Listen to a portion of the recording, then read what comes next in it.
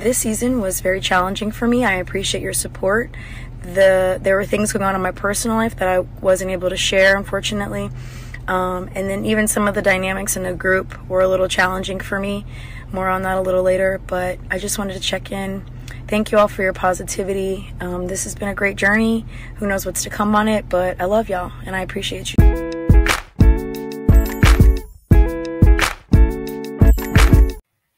Hey y'all, it's your captain for all things creative coming at you with a real Housewives of Potomac check-in on the reunion and the drama and the cast trip in the Dominican Republic, which was episode 13 through 15.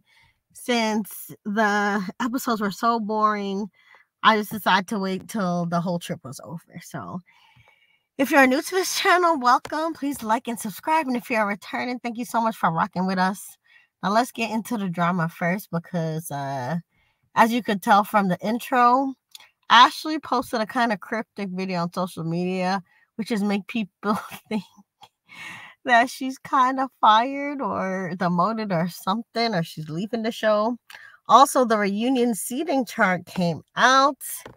And we'll talk a little bit more about it, but the big surprise was that Giselle was no longer in the seat next to Andy, which she has had for many seasons, which we all never knew why, because she never says anything during reunions.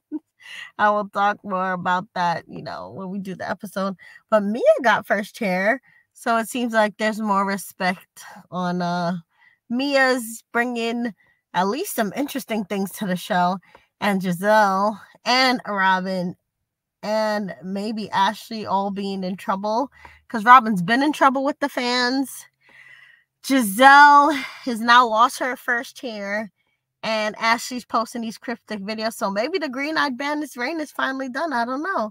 But let's get into the episode because the stars were, for me, Karen and Kiana. So starting with episode 13, we see basically Ashley's not divorcing Michael, and she says she basically sees him as a financial security blanket.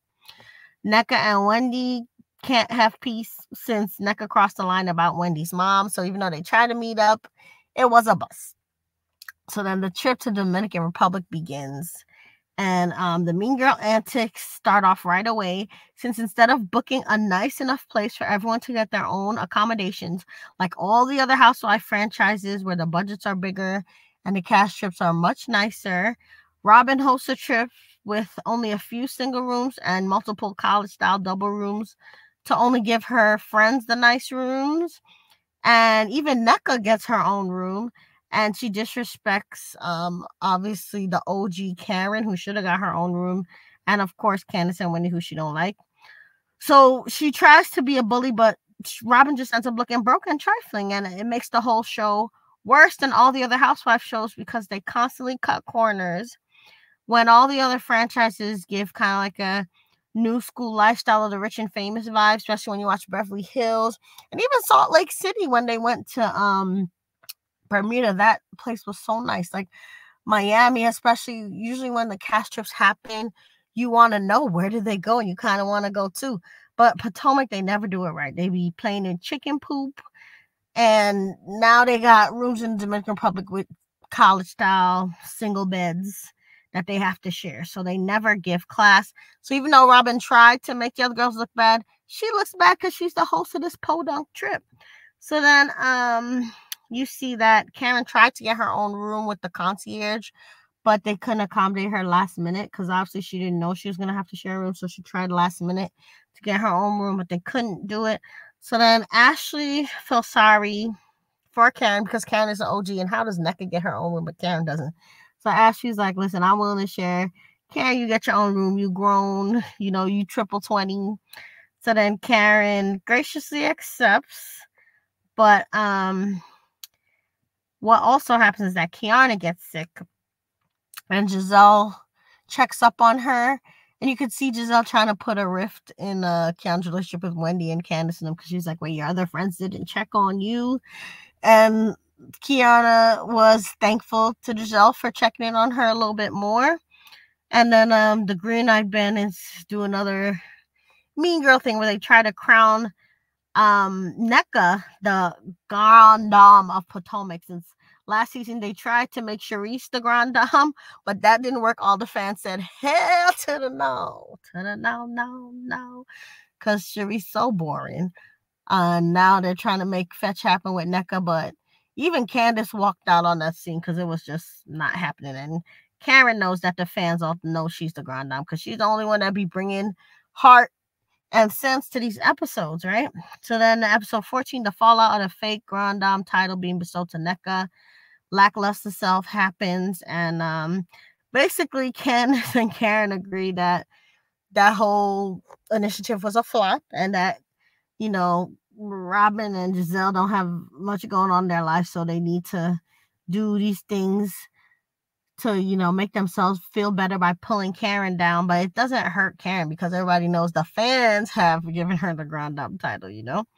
So then when they're at dinner, Giselle talks about Grace going off to college, and then Robin leads the charge against Wendy and Candace by accusing them of making faces while Giselle was talking about her daughter, but that's not true because Wendy chimed in and said something about, you know, Florida being dangerous and how, you know, certain people of color get killed down there, as we have seen with like Trayvon Martin and George Zimmerman and all that stuff. So Wendy did not make a face, and Wendy actually did make a thoughtful comment. And Candace and Giselle don't get along, so Candace was just keeping her mouth shut and just, you know, smiling at Wendy when she could to kind of ignore Giselle, but they weren't doing anything shady, and they definitely, you know, weren't thinking about Grace in a negative light. But of course, Giselle is going to try to make a moment happen and to make the brown girls look bad, right? So then everybody online also were making pretty funny comments about how Robin could clock Wendy and Candace's minor alleged facial expression changes, but she was Stevie Wonder to Juan's cheating, so she couldn't see Juan going to hotel rooms during COVID, but she could see Wendy and Candace making little faces in the dark in dinner. Yeah, right. So that was the big brouhaha of episode 14. And then Wendy kind of overhears them talking about her and Candace on the beach, and she confronts them and she's like, you know, what were you girls talking about? And of course, Giselle's on mute like she always does. And that's how the episode goes off when it was episode 14. And then episode 15 picks up with Wendy confronting the Green-Eyed Bandits about their gossip concerning her and Candace's alleged faces at the table. And then first Giselle's like, let's talk about it later. And Wendy's like, no, let's talk about it now. And again, Giselle always never wants to talk about things in the moment.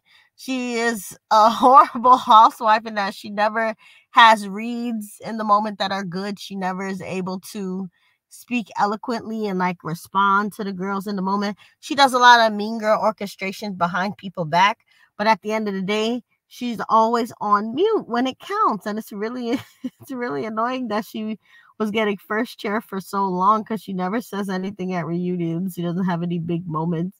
She just sits there making faces, looking stunned. And she did it again when Wendy confronts her. She's acting like, you know, all stunned that Wendy, you know, is even talking to her.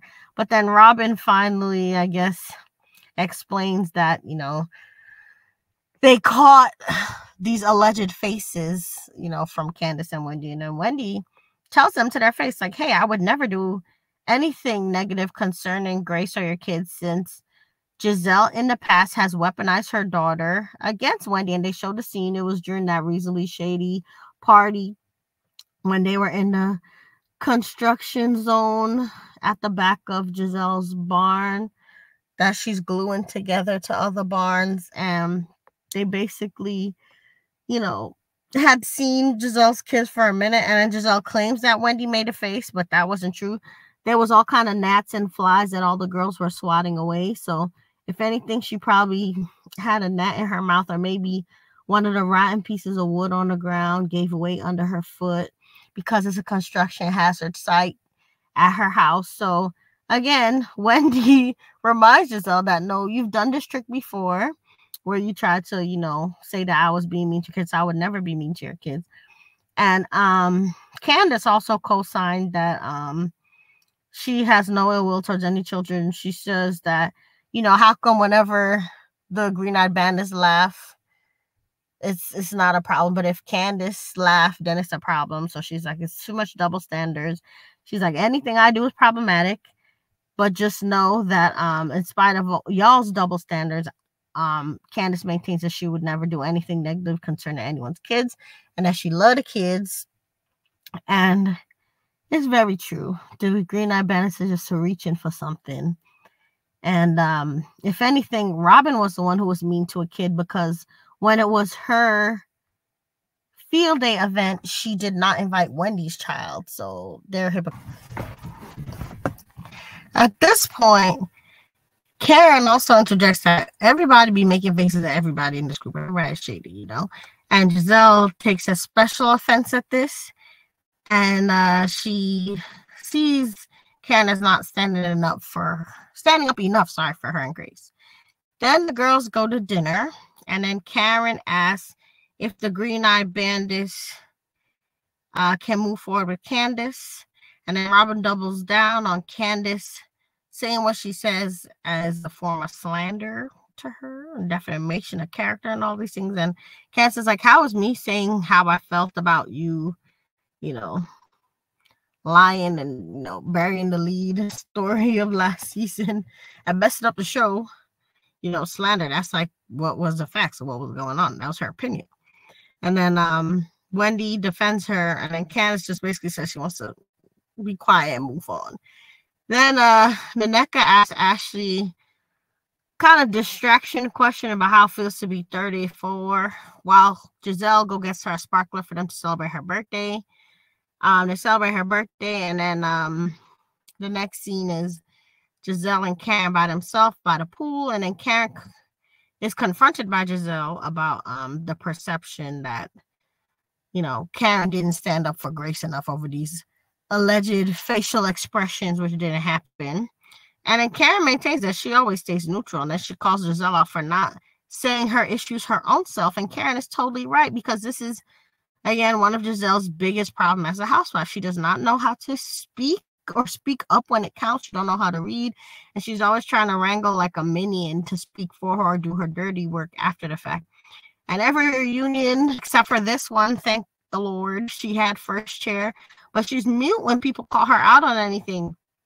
And Karen was 100% right in telling her that if she had a problem with Wendy and Candace making faces about her daughter's story, that she had her chance in front of their faces as a mother to speak on it in the moment. And Karen was totally right. If you got a problem, speak on it. You have a problem with my friends. That's what Karen said in her confessional. So that's Giselle's problem, not hers, And Giselle clearly has nothing to say about that. Can't speak eloquently or read or do anything that good housewives do. So she basically changes the topic to, she wants to make sure that Karen's not talking behind her back, when originally she tried to get on Karen for not being her mouthpiece, and Karen was like, rejected. I'm not your mouthpiece or your slave, and none of that stuff.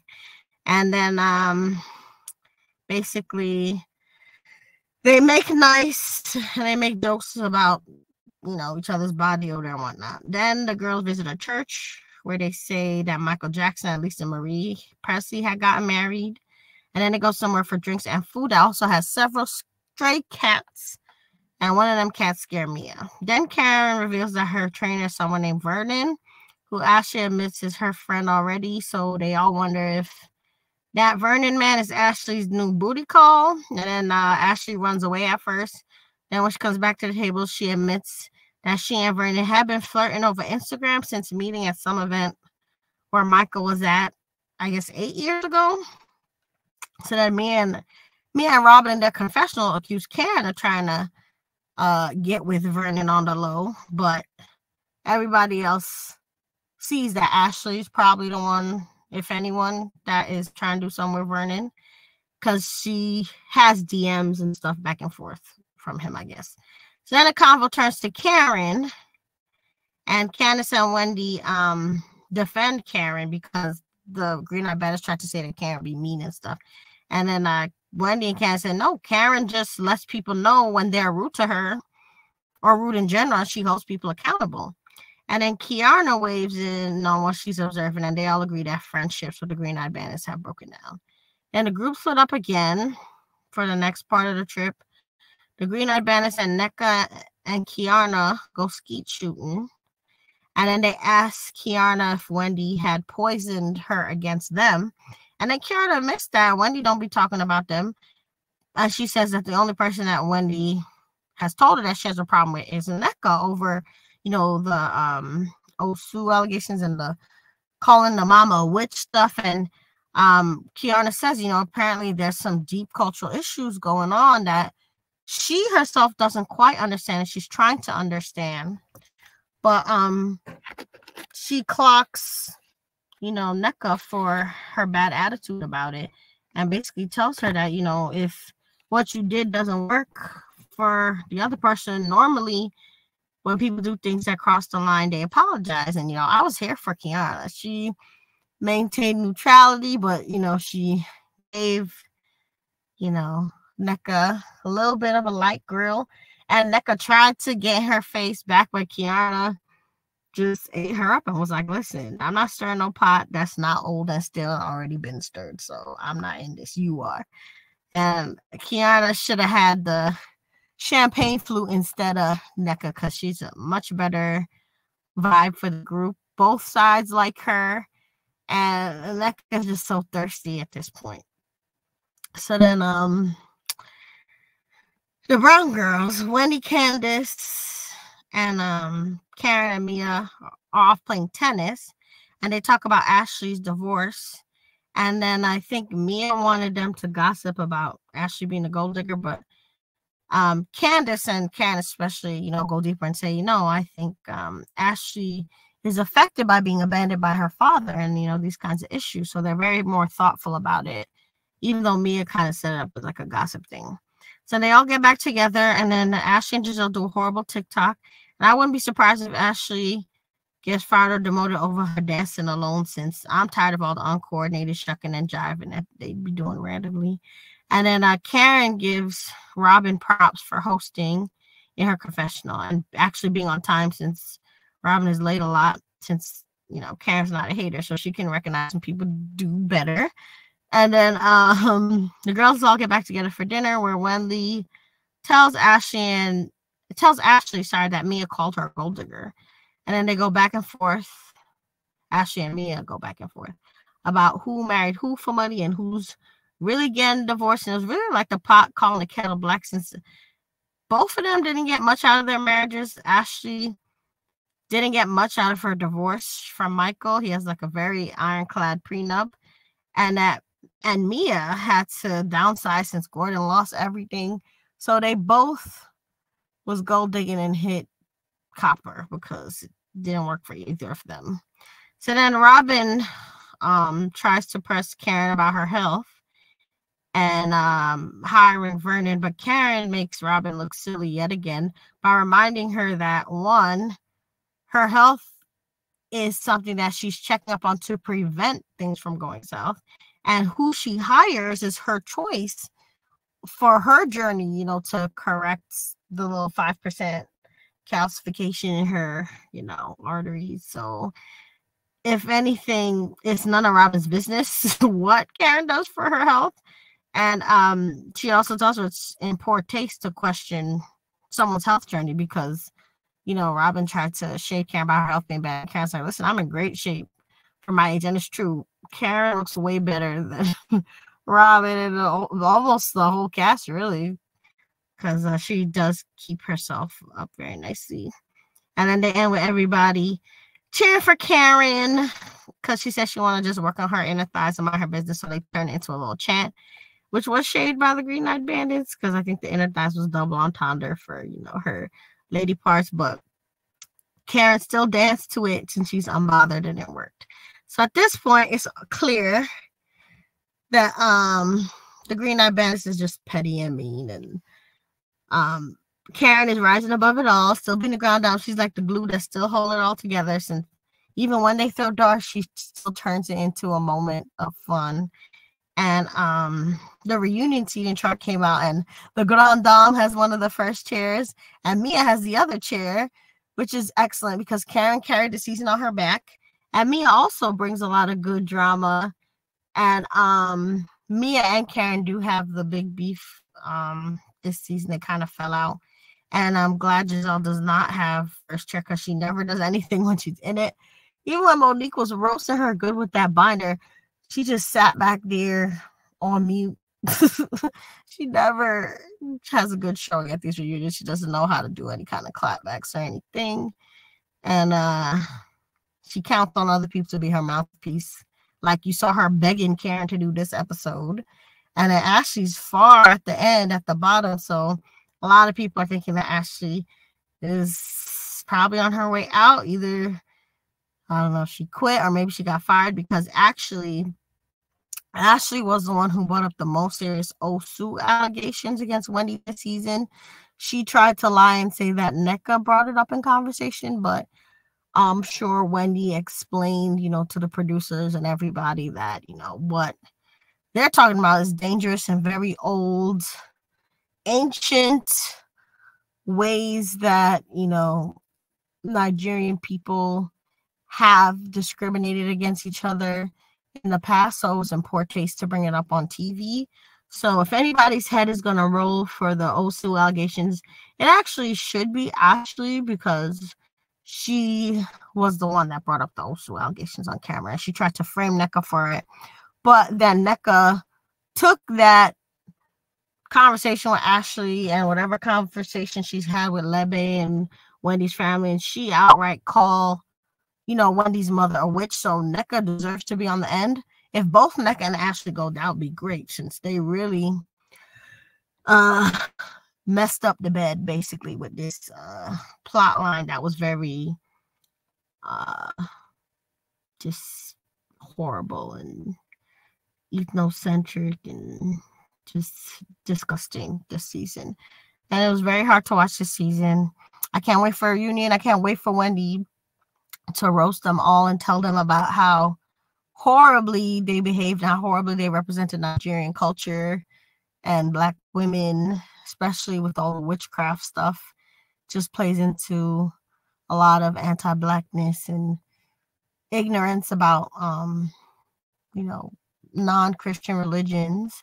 I also am glad that Mia's getting more of the spotlight, since her story is actually legit interesting with her new man that apparently she knew since high school, and how Gordon is going to deal with it all. So I think we have maybe one episode left. I don't know. But I can't wait for the reunion. Say what you think about the season and the seating chart and the rumors about Ashley and the trip. And no matter what, remember, you're the master of your fate and the captain of your soul. Bye.